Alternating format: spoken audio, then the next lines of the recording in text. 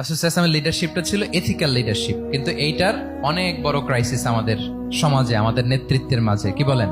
নৈতিকতার ঘাটতি আছে না? নৈতিকতা বিবর্জিত নেতৃত্ব, এটা দিয়ে কিছুই হয় না। একটা জাতির ধ্বংসের জন্য নৈতিকতা বিবর্জিত নেতৃত্বই যথেষ্ট। আমানতদারিতা, সততা, অনেস্টি, ট্রাস্টওয়ার্দিনেস, এটা অনেক জরুরি নেতৃত্বের জন্য। নেতা হতে চাইলে তাকে আমানতদার হইতে হবে। যদি একজন ট্রু লিডার কেউ হতে চায়, তার মধ্যে আমানতদারিতা চাই। কি চাই? আমানতদার, তাহলে ইন্টিগ্রিটি। মজার ব্যাপার হচ্ছে, মক্কার কোরাইশরা, মক্কার লোকেরা রাসূল সাল্লাল্লাহু আলাইহি ওয়াসাল্লামের কাছে এসে আমানতের সম্পদ গচ্ছিত রাখতো। আবু জাহেলের কাছে রাখতো না, উতবা, শাইবা, ওয়ালিদ ইবনে মুগিরা, কারো কাছে রাখতো না।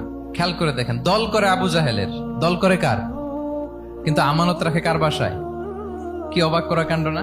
কর্মী হচ্ছে আবু জাহেলের, কিন্তু আমানতের সম্পদ রাখে কার কাছে?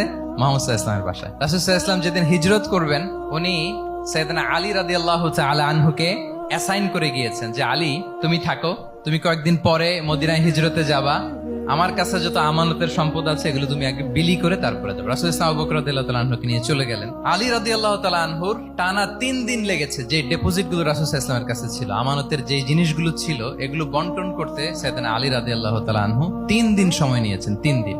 এত পরিমাণ আমানতের সম্পদ রাসূল সাল্লাল্লাহু আলাইহি ওয়াসাল্লামের কাছে ছিল। আল্লাহু আকবার।